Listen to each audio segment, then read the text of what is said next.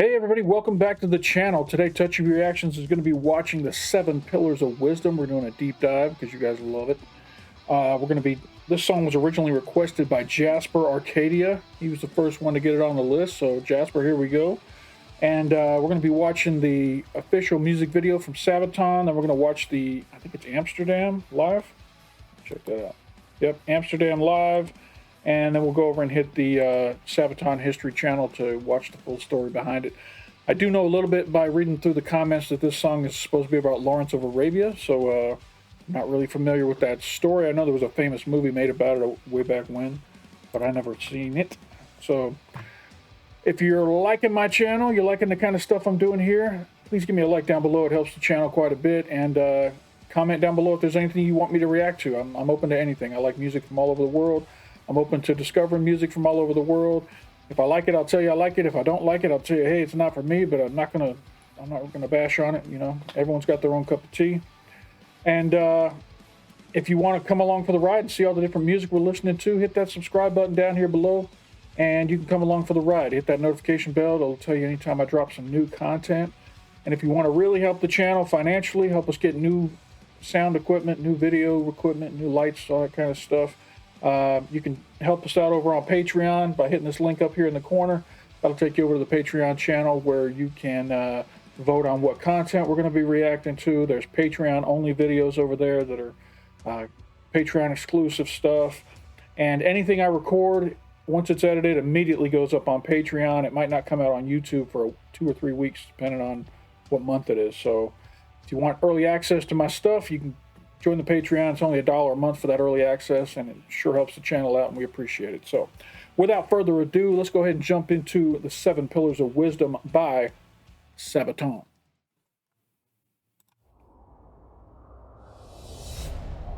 Beautiful.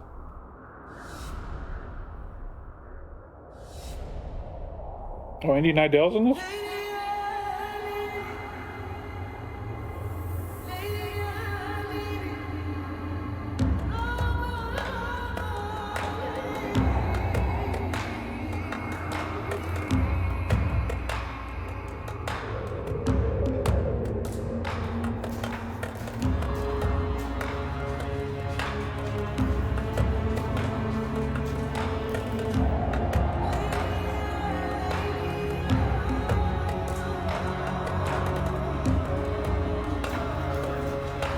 I love that these guys said, look, we're going to come up with one outfit, and that way we don't have to worry about wardrobe and all that stuff wherever we go. Everybody just pick a look. We're going to go with that for every video, every live. We're just going to do that uniform, almost like a Kiss or something. You know, everybody's got their own look, and that's it. No changing.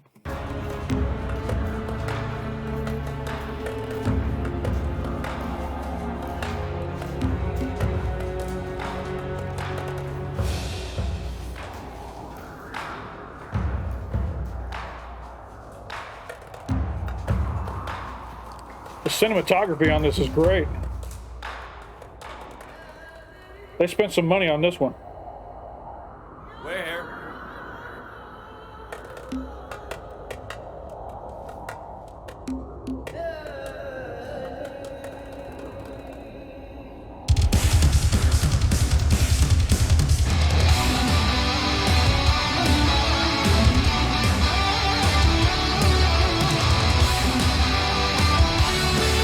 Joaquin's got a leg cramp.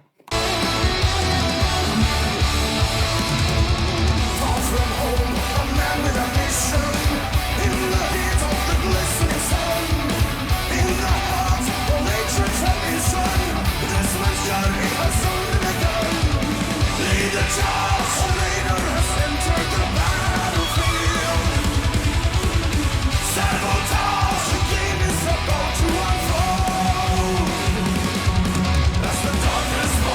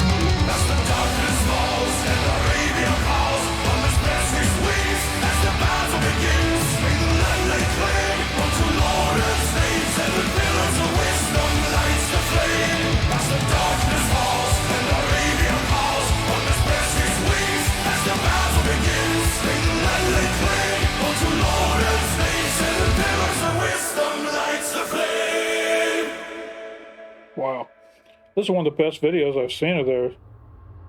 Oh, there's still a lot to it.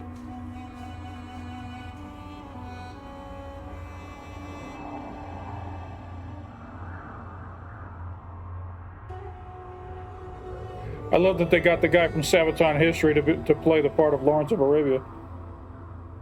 I know he had a lot of fun doing it.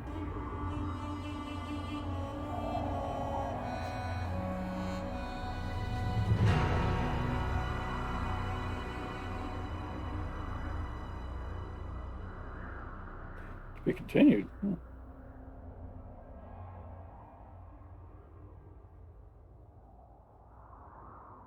Yeah, Indy Nindell.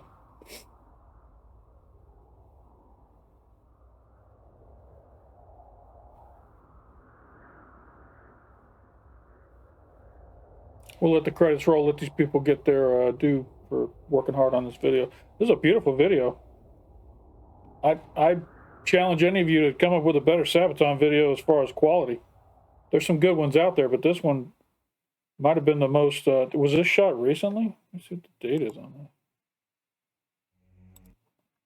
Oh, man, I lost it. Let me go back one.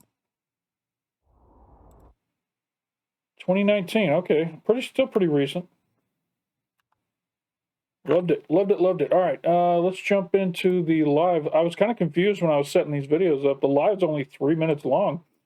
I guess this is a short video to perform live. This is the Great Tour performance in Amsterdam. So here we go, live, 7 Pillars of Wisdom. 7 Pillars of Wisdom!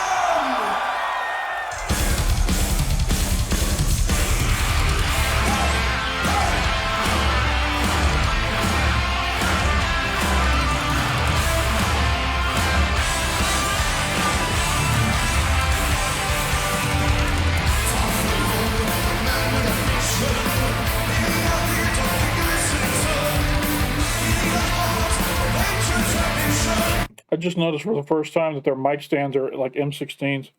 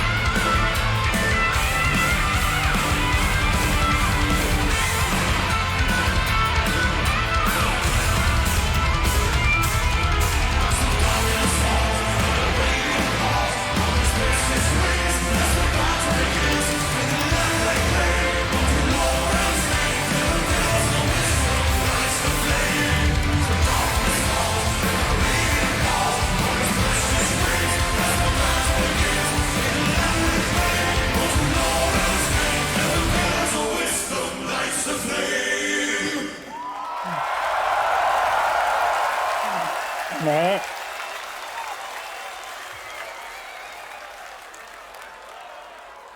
Very good, very good.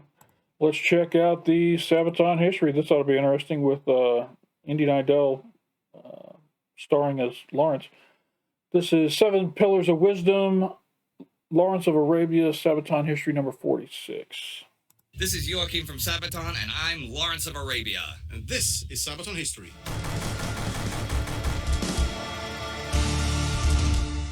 Now, you may have noticed that this is not our regular studio. We are, in fact, standing in the Sahara Desert because we're filming the video for the Sabaton Song, Seven Pillars of Wisdom. Which, of course, is the title of the book that Lawrence wrote. He did. Let's learn all about it. Let's do it. The Great War, late 1915. British High Command frustrated about the war's progress. Not only was the Western Front as bloody and immobile as ever, the attacks at Gallipoli had yet to bear any fruit, and the success of the Kut al-Amara expedition in Mesopotamia was uncertain. The need to open yet another front seemed pressing to many, but forces were spread thin, with really the last available contingent sent to Egypt to safeguard the Suez Canal, which the Ottomans had attacked earlier in the year. But in Cairo, a new opportunity arose as the Sharif of Mecca, Hussein bin Ali of the Hashemites, offered the British a deal.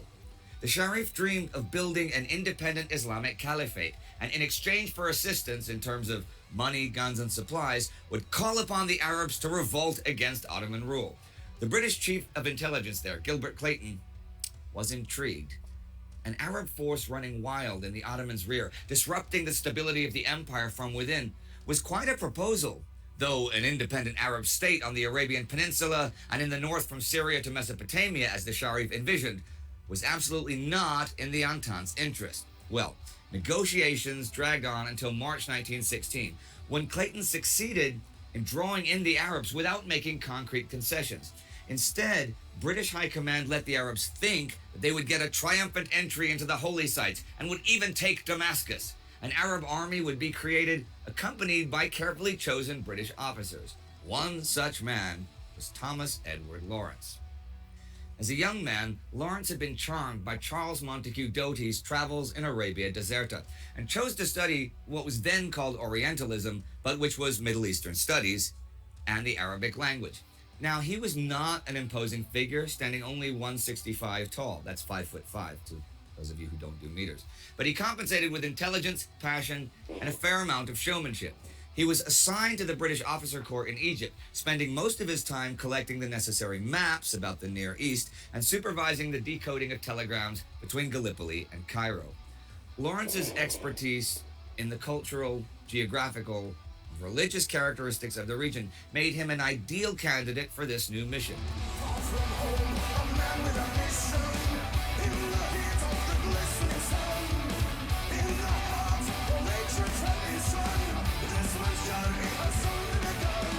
By June 1916, Lawrence and a group of British officers were on their way to support the Arab Revolt that had been proclaimed by Faisal, the son of the Sharif of Mecca.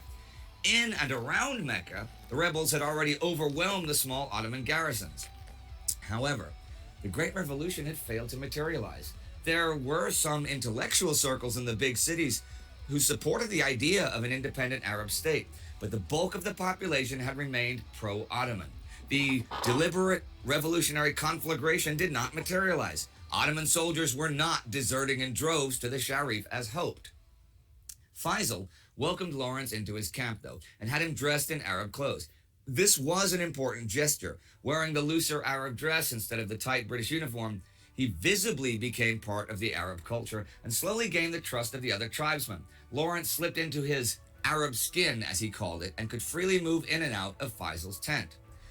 While the British High Command judged the value of the Arab Revolt purely by the numbers of rebels or the amounts of rifles, cannons, and gold they had to supply them with, Lawrence began to understand the Arab struggle and their desire to live freely according to their religion and their customs, as he spent weeks on end traveling with them through the desert. The more he came to know them, the less he supported the British Empire for its arrogance towards lesser civilizations and its ignorance of the Arab world. On the other hand, though, Lawrence knew very well he could never fully become one of them. He could make the tribesmen respect him or even befriend him, but he would still forever be an infidel to them. He felt that a shadow of loneliness and contempt for the world was creeping over him. More and more, he felt like he was playing a role, an actor on the world stage, moving from one civilization to the other. Sometimes he was a British officer leading the Arab Revolt, revolver in hand. And then sometimes he was a traveler in Arab clothing, riding for days on end through the desert on camelback. By the end of 1916, Faisal's host had been pretty much constantly on the run from the Ottoman army. The Bedouin were tough and fearsome warriors, sure, but totally unaccustomed to the tactics of modern war. They were not willing to dig trenches, and even if they were persuaded to dig them, they refused to get into them. They wanted a mobile fight, as they had had for generations, attacking quickly and in a fury. And if things didn't go their way or they were outgunned, they retreated and evaded their enemies. And Lawrence had to accept that he could not turn the Bedouin into modern soldiers. Although courageous, they were easily spooked by artillery fire, and the sight of a single airplane could throw them into disarray. They could be trained to work machine guns and handle explosives easily enough, but would not parade like European armies, nor could they be drilled and ordered around. So Lawrence had to work differently with them.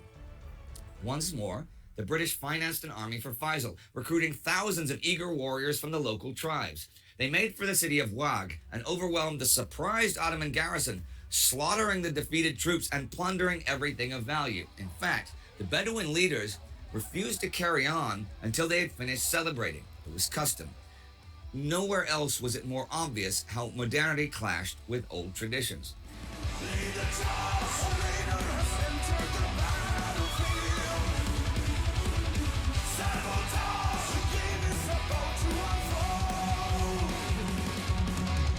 So, through the long desert rides, in an environment totally unknown to most of his people at home, Lawrence tried to figure out how to maximize the strength of Bedouin warfare. They avoided the main Ottoman units and instead waited in ambush for smaller reserve units or supply columns. In guerrilla fashion, they raided minor camps and attacked telegraph stations, and were more of a nuisance than a real threat to the empire.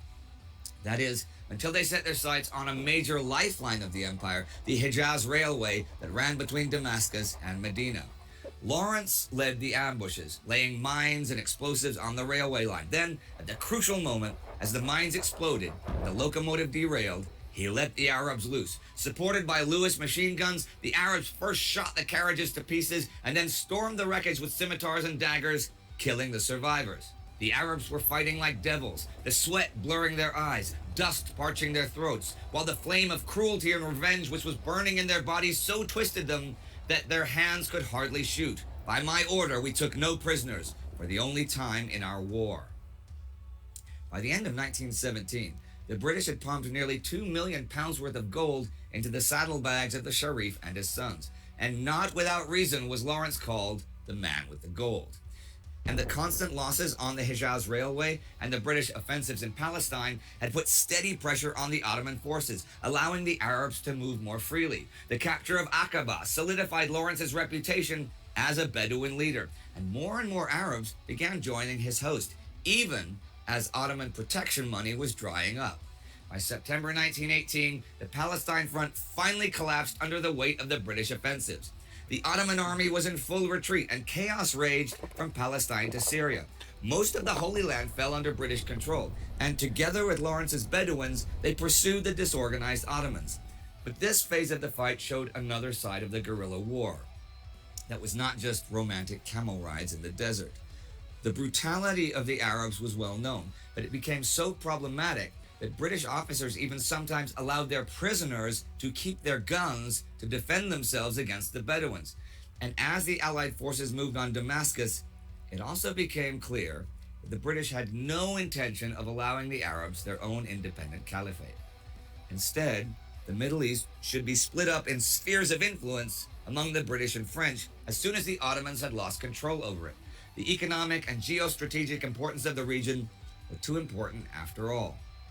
They had signed the Sykes-Picot secret agreement already in 1916, with the lands carved up by lines just drawn on a map with no regard for tribal or religious boundaries, an agreement which bears a fair amount of blame for 100 years of Middle Eastern strife.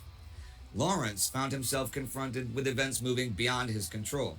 As the Great War ended, Arab independence seemed to be further away than ever, and he soon a hero to the British public, felt like a traitor. He published his experiences in his book, The 7 Pillars of Wisdom. The cabinet raised the Arabs to fight for us by definite promises of self-government afterwards. Arabs believe in person, not in institutions. They saw in me a free agent of the British government and demanded from me an endorsement of its written promises. So I had to join the conspiracy and, for what my word was worth, assured the men of their reward. In our 2 years' partnership under fire, they grew accustomed to believing me and to think my government, like myself, sincere. In this hope, they performed some fine things. But of course, instead of being proud of what we did together, I was bitterly ashamed. T.E. Lawrence would soon become the legend Lawrence of Arabia, a modern Robin Hood to the British public. His tale was a tale of courageous fighting, of distant journeys, and exotic oriental adventure. Although it is often hard to tell what truly happened and what was Lawrence's exaggeration and dramatization, and that is still debated by historians today, his legendary status is unquestionable, and like the Red Barons, it has lived on for 100 years after the Great War.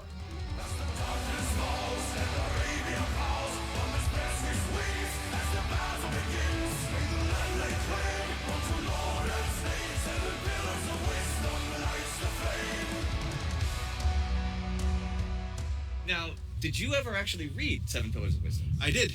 Somehow I regret it though, because it wasn't very good, if I'm honest. What was it that you didn't like about it? Because I never actually read the whole book. You'd think I would, but I never have. I was about to give up several times. It's just the way he writes, basically. But it was really cool to read it anyway. I'm happy now because there were certain elements in that we could use in the lyrics, actually. And it's great because it's a location that we can use in the video. Yes. You know, I mean, look at this. I mean, there's a lot of pros and cons with filming in the Sahara Desert. Yes. Well, why don't you tell them about some of the pros and some of the cons? Oh, top pro is, well, first time here for me. It's an amazing place to be. I've never been here before. I mean, look at just, it's, okay, the thing is, it's really peaceful and it's really zen and it's really open and expansive. But after you've been here for like 2 hours, you realize that even if I had all the water I wanted, if I was here for a day, I'd die. Yeah. I mean, it is deadly. And it can become really brutal that fast. It's when the wind starts to blow, man. Because the sand, when we were shooting the musical part of the video, and I'm singing, I always sing along to the track, because if I just basically move my mouth, it doesn't look very good. So I'm actually singing along. And once the wind starts blowing, you get sand. So I think I swallowed about 3 cups of sand last night. Yeah, but you look great. Oh, thanks, man. I can see myself in your glasses. I'm thinking I look great. Oh, yeah. I like that they cast me, friends and all, as Lawrence of Arabia, but the Peter O'Toole version from the iconic movie. And he had that softer voice. I always see insubordinates. Yeah, you killed him. He was my friend. Now, if you look over there, you can see a green thing. That is the oasis where the resort and hotel is that we're staying. We're staying in the tents. Yeah, but they're tents that have toilets and showers and scorpions, spiders, not making that up. Cockroaches. Yeah. What else have we seen? Wild camels, but not in the tents. Yeah, not in the tents, unfortunately. However, we only have air conditioning between 7 in the evening and 7 in the morning. And I did mention that we're in the Sahara Desert, so it's fairly warm. Yeah, and imagine how great it is to get up 4:30 in the morning, go and have breakfast. It is actually quite great. And then you drive out here for the first time, which is also great. It's great. And then you should do your first shoots here, and it's great. And then it's 9 o'clock. Yeah. And you want to nap. Yeah. And you go back to the tent, and it's 50 degrees in the tent. That's Celsius, by the way. Yeah, and not so great. Yeah. And then you say, oh, the air conditioning is not working. And they go, no, only 7 to 7. And I'm like, can it be these 7 to 7? Because they run them 2 a day here in Tunisia. Yeah. This was, I've said it to you guys before when we first got to listen to the album, even before you released it. This was my favorite song on the album. And that hasn't actually changed. It's still mine as well, actually. Okay. It's got that old school, like 80s hard rock heavy metal vibe to it. This was actually Astrid's favorite song on the album, when she first listened to it too.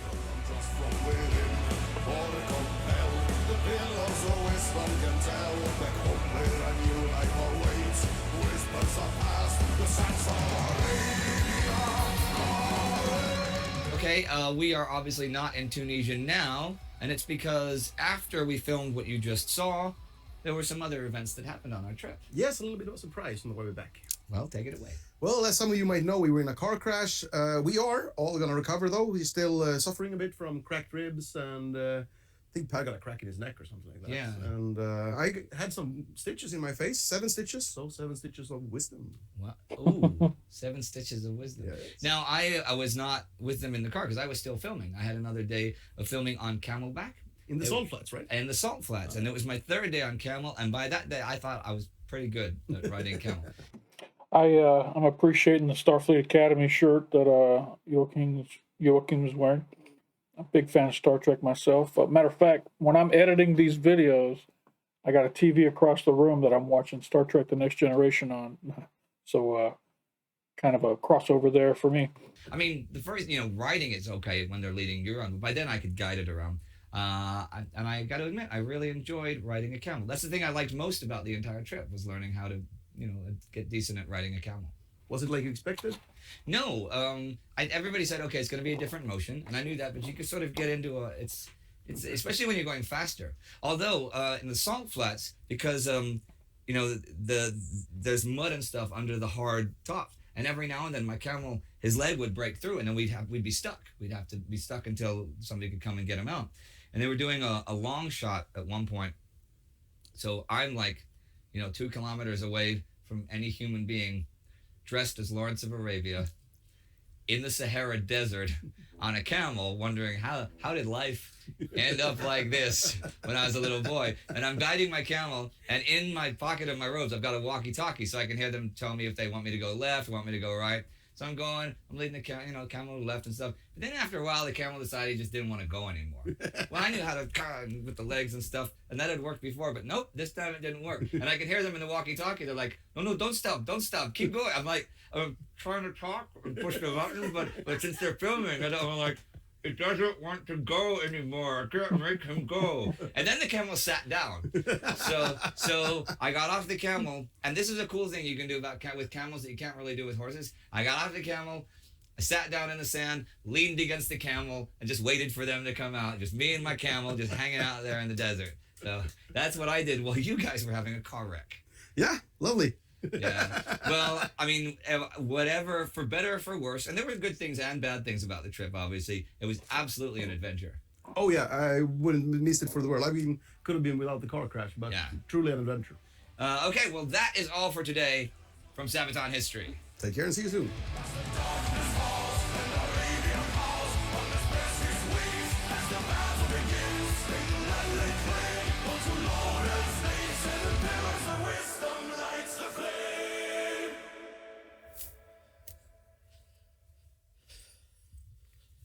Hello there. It's hot. You should become a Patreon so I can afford to go home.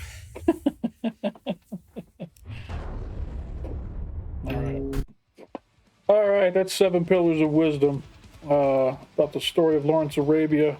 I guess what I took away from that was that he was the British representative that joined up with some of the Arabs that were trying to start their own caliphate, start their own country based on the Islamic religion. And even though it looks like in the long run they got hoodwinked, or not necessarily what they agreed to, they didn't get that out of the agreement. And all the work that they did for the Allies ended up, helping the Allies and not necessarily helping them so much. But good song, good story.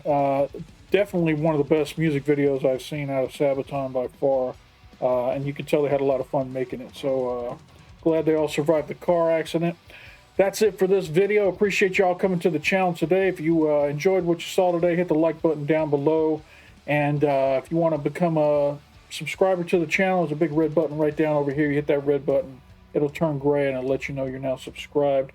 YouTube will let you know anytime I drop some new content. We're definitely going to be going through the whole Sabaton library. Everybody's been enjoying it and giving me some good comments and support, and I appreciate all that. If you have something you want me to react to that I haven't done yet, go ahead and mention it down in the comments. But before you do, go check my Sabaton playlist, because there's about 20 or so songs over there that I've already done, so I might have already done it. If you want to help me financially with the channel, if you can help, there's a button up here in the corner for the Patreon. Any help is appreciated. It helps keep the channel running, keeps me motivated. Helps me get new lights, new cameras, new equipment, new sound, all that good stuff. Download new software so I can do better thumbnails, all that kind of stuff. So I appreciate all the current patrons. You guys have jumped in and helped out a lot right out of the gate, and thank you so much for that. I appreciate it.